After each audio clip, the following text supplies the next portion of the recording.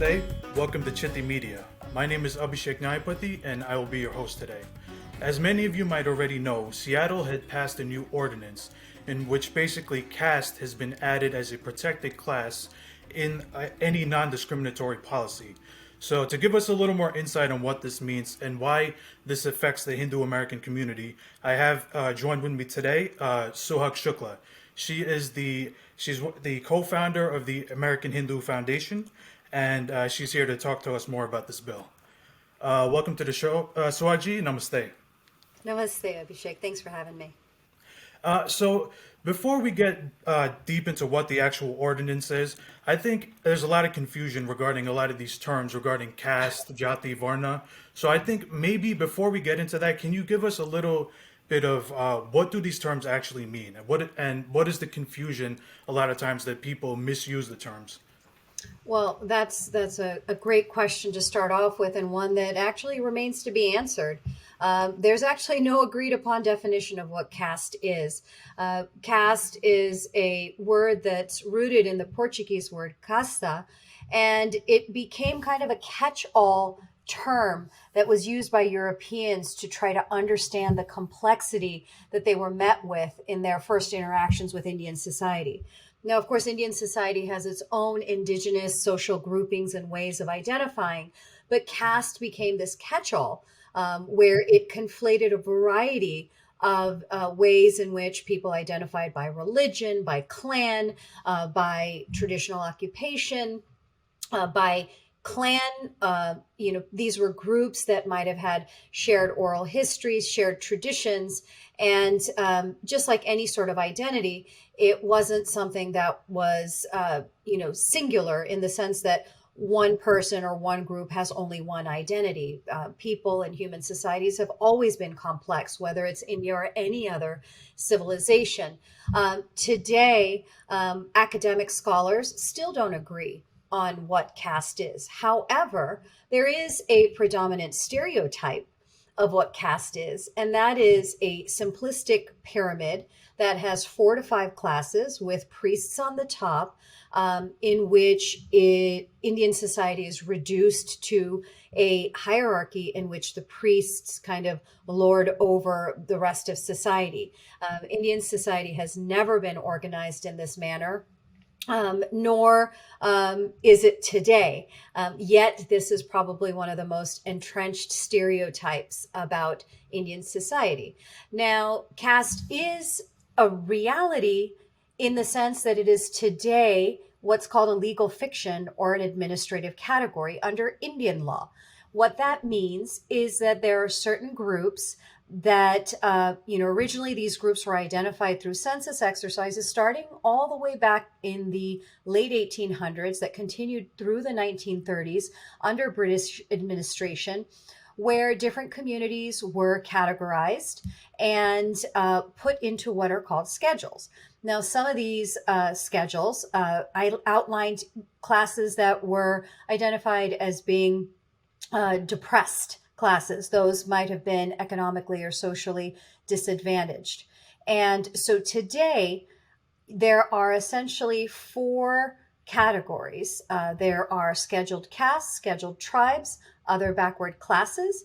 And if you are not designated in any one of those 3, other backward classes is actually a little bit more of a recent or a newer category in the sense that it came about in the 1980s, I believe. However, if you don't have a legal administrative designation of scheduled caste, other backward class, or scheduled tribe, then you are default general category. The thing about these administrative categories, however, is that there's no checklist.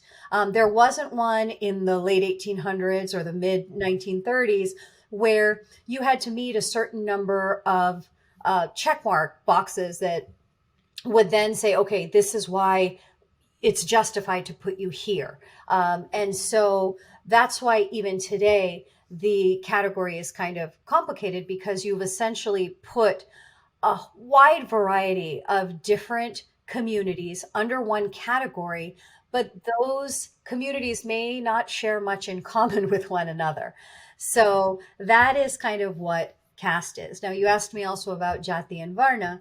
So, jati is probably one of the primary social markers or social groupings that were found in India that is an indigenous category. But this idea, even about jati is probably the closest thing that comes to some of the definitions that we see about caste being endogamous, meaning groups that only marry within each other that are based on trade. However, not all jatis are trade based. And even when a jati is, say, trade or occupation based, not everyone within that jati engages in that particular trade, certainly not today. It may have back in medieval times or even later, like it has in any other society where trades were passed down from father to son in most traditional patriarchal societies. And then lastly, Varna is a concept of basically archetypes or psychological personalities where you find descriptions of four different types of people. And these are based on your natural tendencies and your skills, so that some have a greater aptitude towards educating or studying the scriptures or religious life. Some might have more propensity for governance or rulemaking. Others might have more propensity towards trade. And lastly, others might have a greater skill set towards service or working with their hands.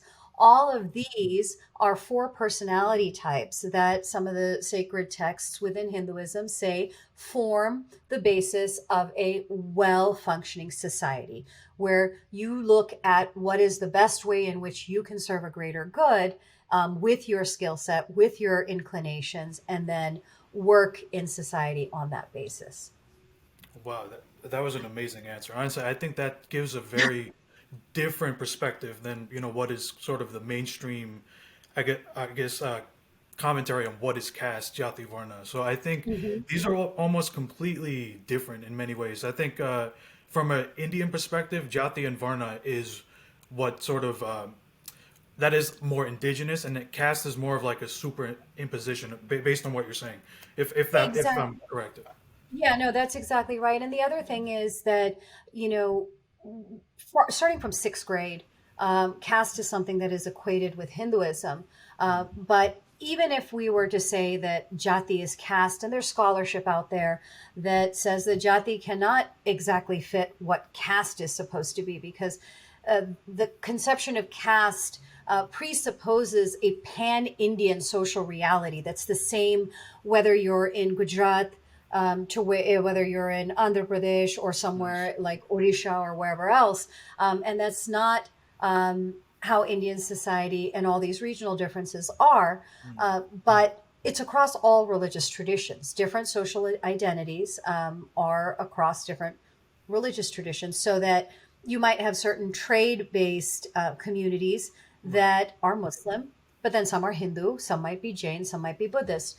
So, again, this kind of entrenched stereotype of a pyramid that is equated with Hinduism is, as I've said, one of the most entrenched stereotypes that plagues a better understanding, a more accurate understanding of Hinduism. Okay, thank you very much for that answer. So now that we have a good understanding of that, let's get into what this bill actually is. So, Mhm. can you give us a little bit of a timeline of all the events that led up to how this bill actually happened to be passed, and also the different groups that were involved, the groups that were for it, the groups that were against it? Uh, Yeah, no, absolutely. I mean, this happened in literally record time. Lawmaking needs to be a far more thoughtful, evidence-based process. But it was just in a matter of maybe 3 or 4 weeks that Council Member Kshama Sawant, announced her proposal to add caste to all the ordinances under, Seattle city law. And this was going to add caste as a protected category to the city's non-discrimination policies. Before I get into, who was supporting, who was not, let's just take a step back to talk about what are non-discrimination policies. So, Title 7 of the Civil Rights Act of 1964 is the federal version of non discrimination law. And what it sought to do was to end work. Well, the entire act has a variety of titles. Each one of these titles tries to address discrimination in different arenas. So Title VII speaks to non-discrimination or protecting against discrimination in the workplace. So discrimination on the basis of race, national origin, religion, and gender these are all protected classes, so that when you're in the workplace, in decisions that are related to hiring, firing, or even having kind of a workplace that is conducive to your ability to work in an environment that has psychological safety and physical safety, you must be treated with dignity, with mutual respect, and these hiring decisions or firing decisions, or even the environment in which you're working in, cannot be made hostile on the basis of these protected classes. So that's what non-discrimination policies do, is that they ensure that the workplace is safe for everyone, regardless of their background on these bases. Now, the power of these policies is that these classes are broad. They don't presuppose a particular perpetrator and a particular victim. What I mean by that is that there's not a presumption that only men can discriminate when it comes to sex discrimination, or that only Caucasian whites will discriminate against people of color. Race or gender are categories that are neutral, so that arguably a man working in, say, an all-female office, where if the female coworkers are harassing him, making comments about his looks, or holding opportunities from him because he's male, or making disparaging remarks, to a point that it rises to the level of a sustained hostile environment, well, that man has protection under Title VII. Similarly, these categories are also broad enough to have evolved as the growing diversity of the United States has changed, so that it can also accommodate intra-community tensions. So a category like race, if there is, say, discrimination between someone, maybe someone who is Latino or something, and there's some sort of tension between light skin and dark skin within that community, well, that is protected, even though it's not necessarily laid out specifically. That's the beauty of these kind of broad categories. And so caste has now been added to these categories, but the key difference between caste and all of these other categories is that caste is very specific. Whether you look at the language of the proposal, whether you listen to all the testimony of the champions of this policy, everything singled out and targeted South Asians. So you're essentially having to violate the very non-discrimination policies that you're trying to amend, because now you're discriminating against a group of people on the basis of their national origin or their ethnicity in order to justify this amendment. Now, who was behind these bills?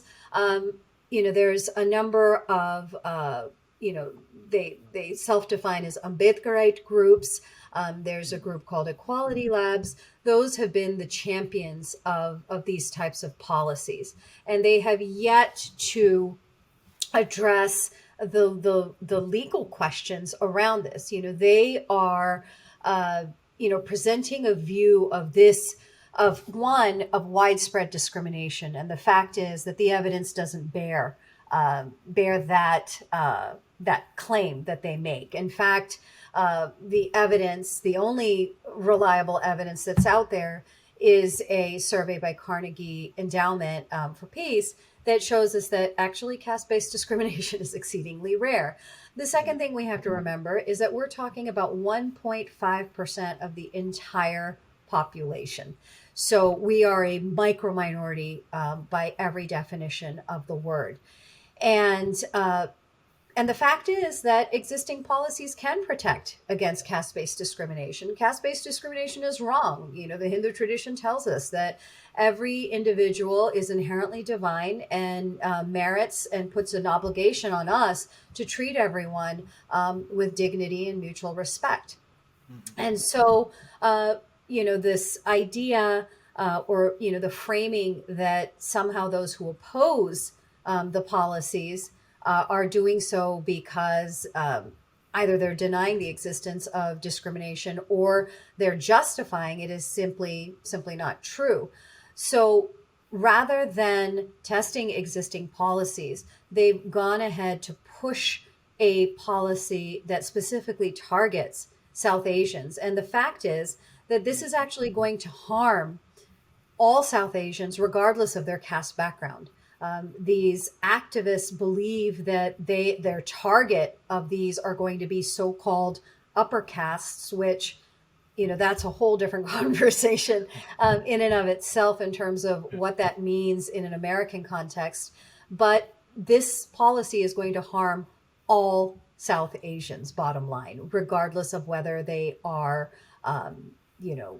scheduled caste backgrounds from India or not. It's also going to harm future generations of Indian Americans. I myself was born and raised in this country. My kids are now two generations out. And so once something becomes a law, it's there to affect people for generations. So thank you for giving a background on how this everything behind this actual bill.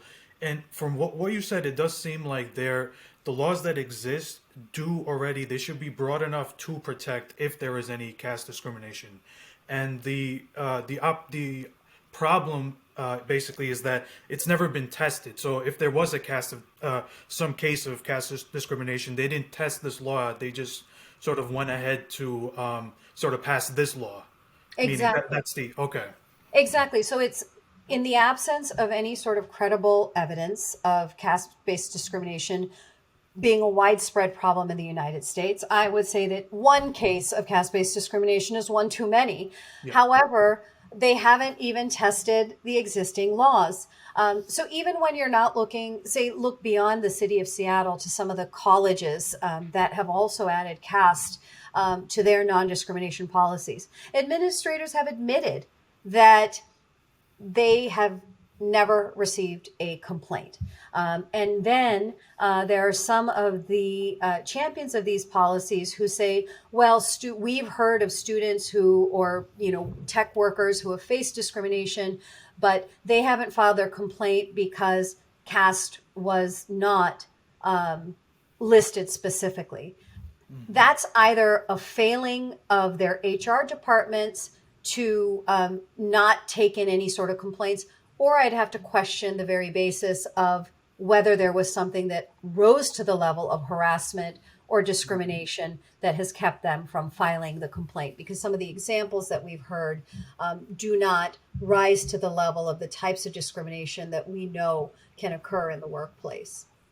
So actually, that actually leads me to my next question, which is, what is the claims for the people who are for the bill? What is it based on, or what is the research that they're sort of basing their that need for this bill?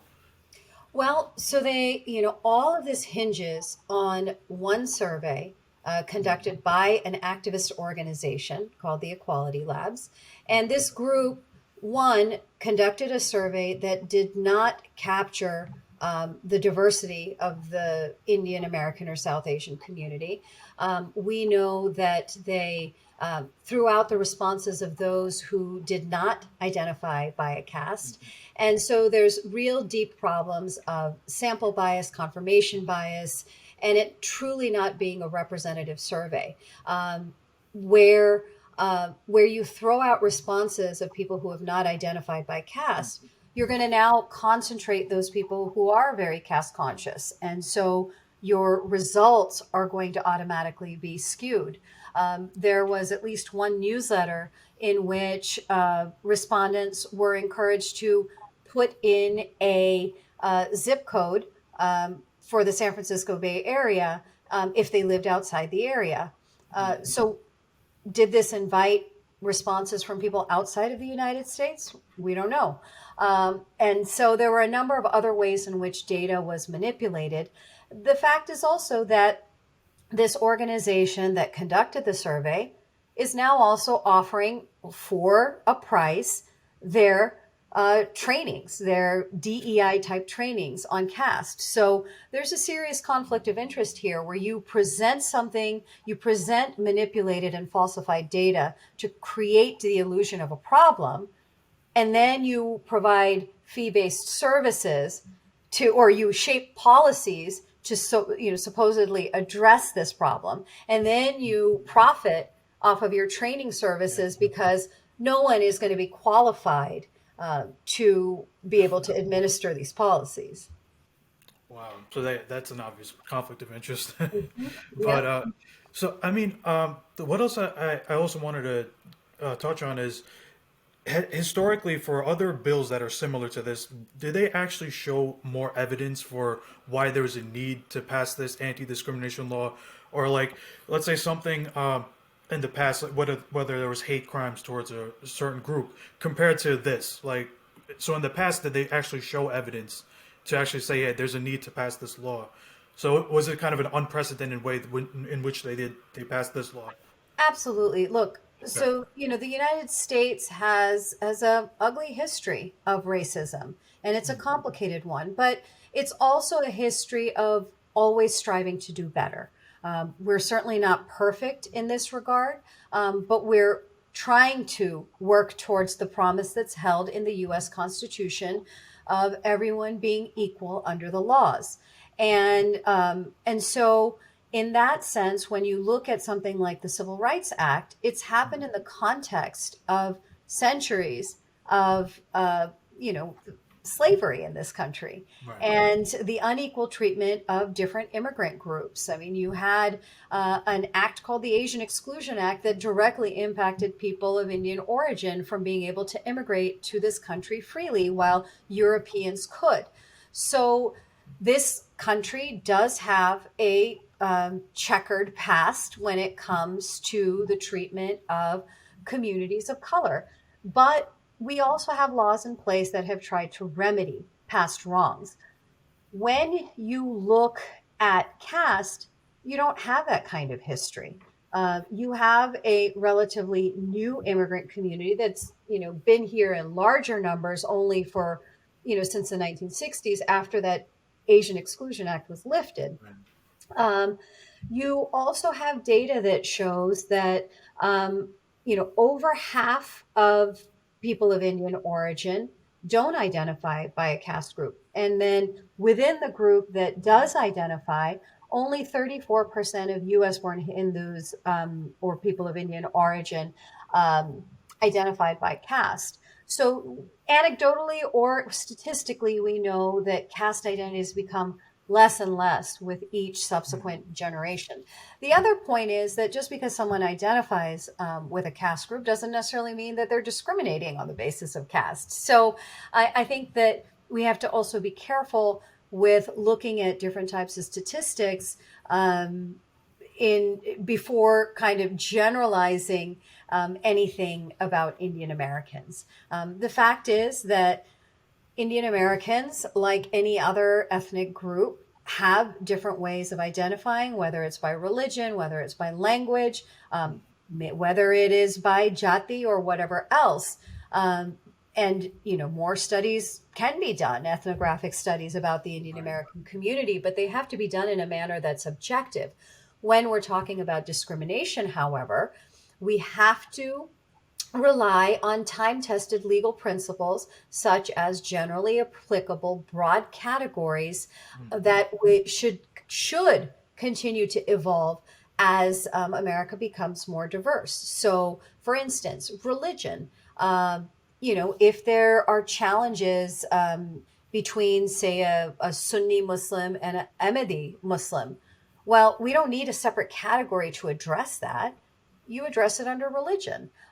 If you have some sort of discrimination occurring, say, between um, people of Mexican origin, where these ideas of having more Spanish blood is more superior to, having more indigenous blood, or, whatever the intra-community hierarchies or notions or perceptions of privilege are.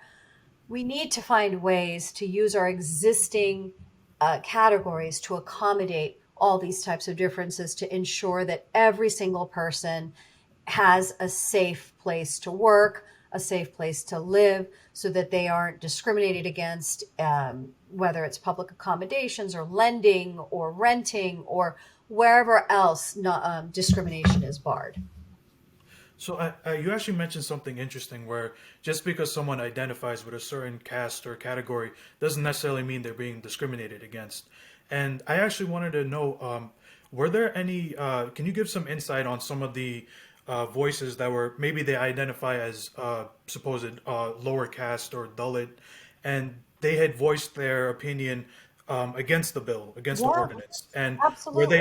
were their voices silenced, or did they or how exactly did that go down? Yeah, that's a great question. No, absolutely. Amongst the coalitions that we've been working with to oppose these policies, whether it's in Seattle, whether it's at the Cal State University Mm, system that also similarly added caste to its non-discrimination policy, there have been Dalits and Bojans who have come forward to say, we see these proposals as dangerous. We see them as impacting all of us. We are integrated into our broader South Asian communities where, these stories of caste discrimination are not our stories. And we recognize the fact that this is going to target all South Asians. It's going to essentially put a suspicion on all people of Indian origin. Either we're going to be seen as a nuisance or a liability.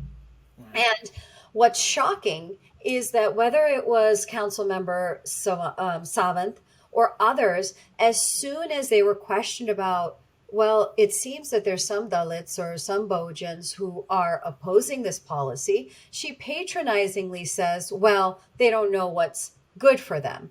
Well, so on the one hand, she wants to, apologize about her privilege and say she's a so-called upper caste Hindu or a upper caste Indian, but then patronize and deny agency to Dalits who disagree with her. That to me doesn't necessarily indicate that she actually cares about Dalits and Bojans who might be facing discrimination, but this is just a political ploy for her. So okay, now so that's actually what my the next question is for me is so we've established there's not really too much of a history of caste-based discrimination among Hindu Americans. We established there's a lot of bias in the methodology where Mhm. there's kind of confirmation bias in how they wanted to gather their data. So basically, what is the real reason for this bill? What do you think the motivation is behind it? Like, what do they try to do? Well, a lot of it is, I think, anti-Hindu hatred.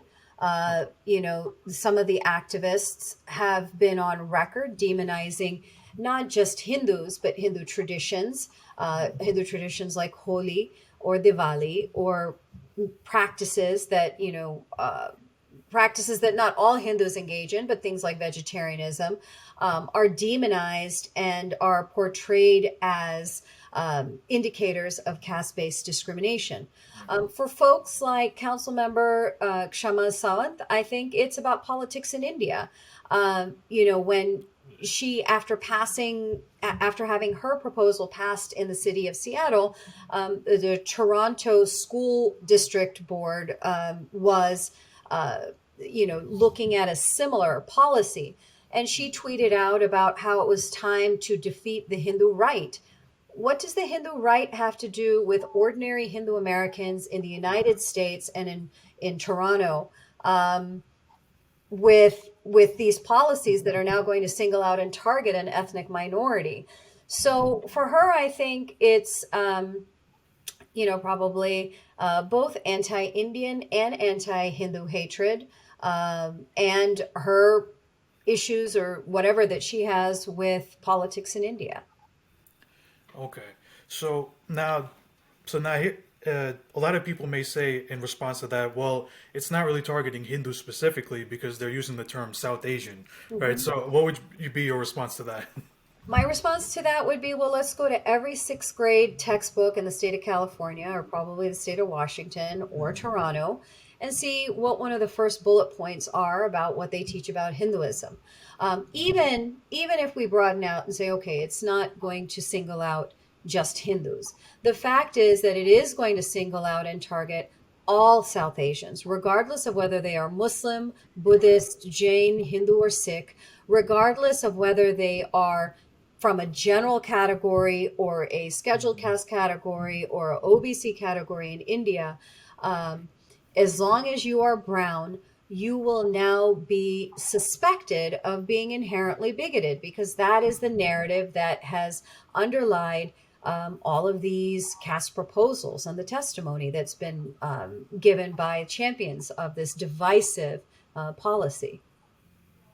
So now that brings me to my next point, which is they also, I think later on, they added other groups, including certain African groups and certain East Asian groups. So, what do you think the reason is behind that? I think that was one, just an indication of how little, um, council member Savant and, the other council member who helped her in this amendment know about the law and how the law works, which is kind of scary because they are lawmakers. You would think that they should know the basics, Right. regardless of what local laws. You can enhance. The guarantees that are contained in the US Constitution or federal non discrimination laws, but you can't violate them in creating local laws. And that's exactly what they've done. So, this amendment, after we raised our concerns about the singling out and targeting of South Asians, an ethnic minority group on the basis of their ethnicity. So, like I said earlier, actually violating the law or the policies that they're trying to amend with the amendment that's actually violating the policies.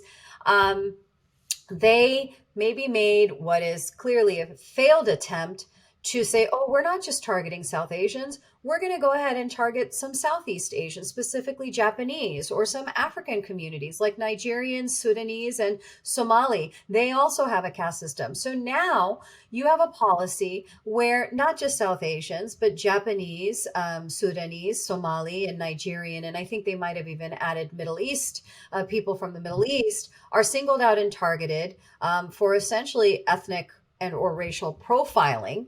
And guess what? To the exclusion of white Caucasians. So, if anything, they've actually worsened the targeting rather than improving it. Sure, they're not singling out one group now, they're singling out five, but it's Yeah. still on the basis of their national origin, which violates the very policy they're trying to amend, or Wow. that Yeah. they did amend.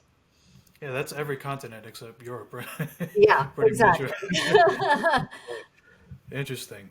So now, let's say they want to actually implement these, this law, right? How are they going to go about identifying what somebody's caste is? We've already kind of covered how complicated these categories are.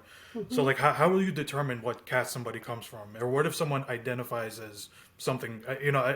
It just I don't understand how will they actually implement this bill. Yeah, that's a good question, and time will tell. I don't see how they will be able to implement a discriminatory category in a non-discriminatory process.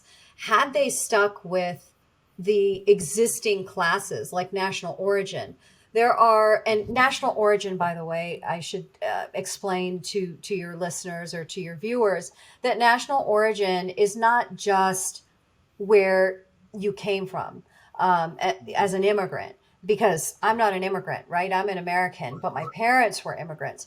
What national origin also entails is ancestry, ethnicity, descent, um, Mm, background, culture, language, accent. All of these things are contained in national origin in the way that race might cover things like hair texture, skin color.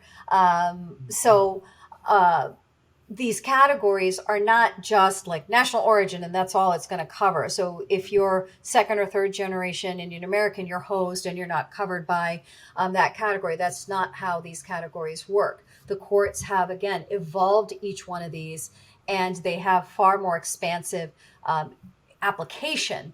So Nice. the fact is that national origin or race or any of these other categories have processes in which an HR manager can investigate whatever occurrences have happened in a department or wherever else. They can investigate complaints in a non-discriminatory manner. So they're asking general questions that they would ask anyone. The problem with caste is, one, the predominant understanding of it is inaccurate and rooted in a false and negative stereotype. But second, because now it's a standalone category, the impulse is going to be, well, we have to treat this differently. What kind of questions are we going to ask? So if someone of say Chinese descent files a complaint, they're just going to go to national origin, right? They're not going to think like automatically, oh, this must be caste. And then they'll ask, are they going to require all people of Indian origin to identify by a caste? What happens if you don't identify by a caste? What happens if your parents are inter-ethnic communities so that you're multiracial? I don't think any of these implementation questions, real serious challenges, have been explored.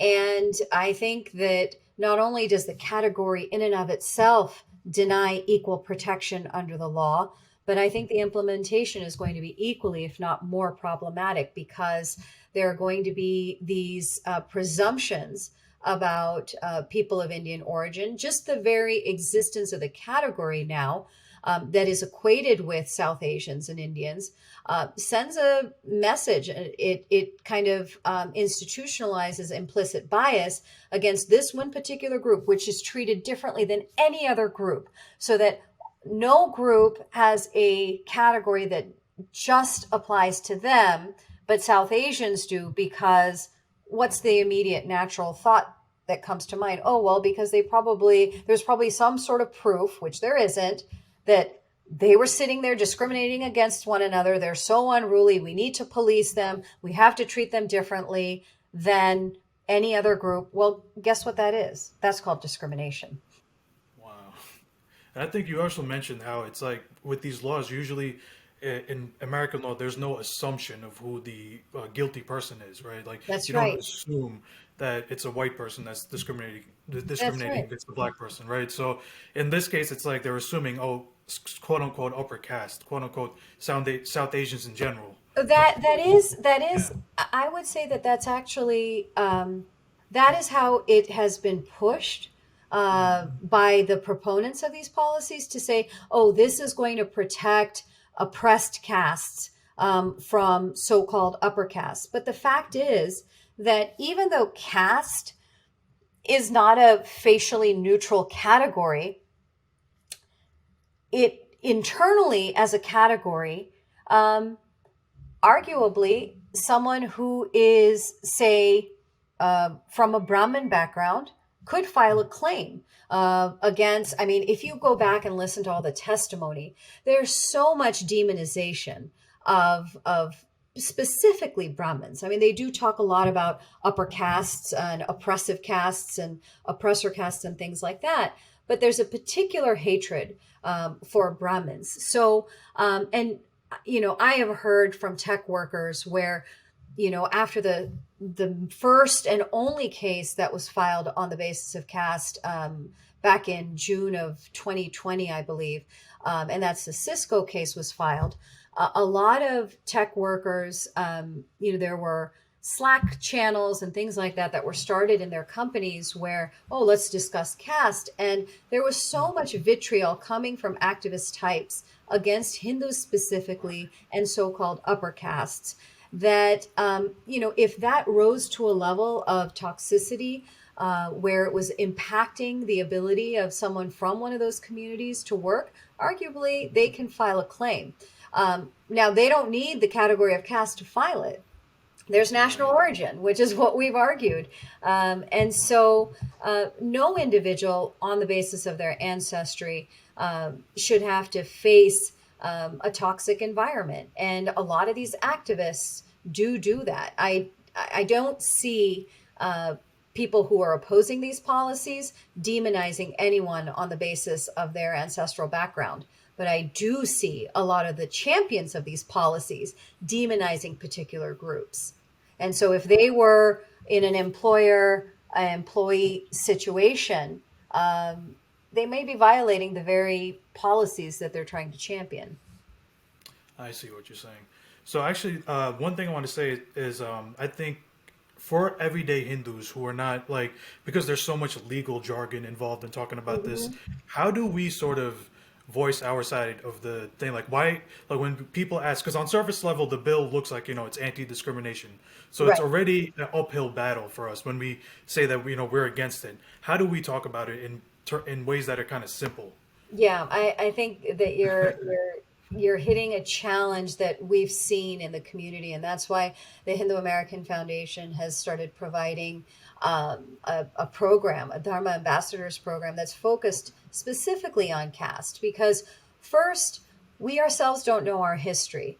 We have essentially internalized the pyramid stereotype, and so it's hard to look at, on the one hand, your own experience of the diversity and the complexity of the communities that you reside in, the communities that you socialize in, the communities that your parents or grandparents came from. You know those complexities.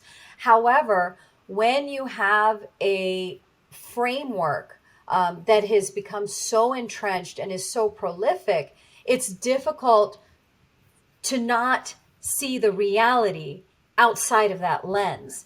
And so we this Dharma Ambassadors program that we have started gives people kind of an overview of the history of caste as a category. It also talks about some of the indigenous ways in which Indian society self-organized, whether it was jati, whether it was kul or sampradaya, or a number of other indigenous groups that, again, caste kind of conflates into one. But more importantly, how to talk about this very complex topic in simple ways. Because you're right. On paper, or when you first hear about it, it's like, wait, well, why would you oppose protecting people against discrimination?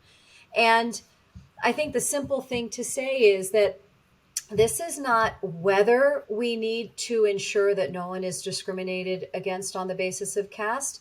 It's how we go about doing it. We cannot discriminate against an entire community to solve a supposed problem of discrimination. You have to find ways to do it in a manner that's non discriminatory. And I think that's the crux of the issue. Thank you. I think that's a wonderful way for anyone to sort of frame the argument. So I really appreciate that. Do you have any closing remarks you want to say? Any last message for American Hindus? Any way they could support your work? I would encourage people to visit www.hinduamerican.org. We do have a section on caste. If you're interested, it's if you just search term caste, or if you go to hinduamerican.org/all about caste, you will come upon a variety of sources that can be a starting point. It is not an ending point, but a starting point. And I encourage people to follow the links, read the academic articles, so that you can get an idea that about the complexity of the issue, but also some of the unanswered questions, because you have this prevalent way of talking about Indian society that has been the way people have talked about Indian society for over 200 years, at least in kind of popular media.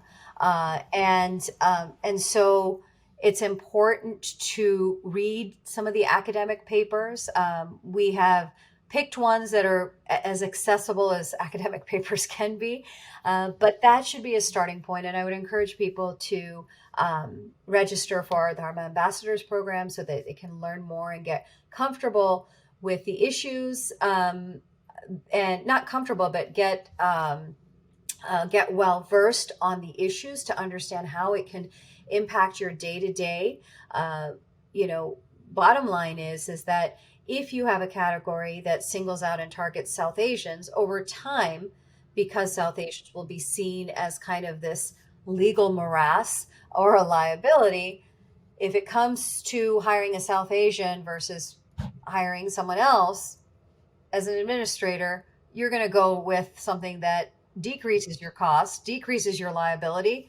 Don't hire the South Asian. So guess what? All those success stories that we know about of people who have come from socially and economically marginalized communities in India and succeeded and achieved the American dream here, they too are going to be adversely impacted by these policies. So come to HAF and learn more about these issues because they will affect you. Thank you so much for your time, Suhag ji. I really appreciate the work that you do. And to the audience, please like, share, subscribe, and please visit HAF and support the work that they do. Thank you. Thank you. Namaste. Namaste.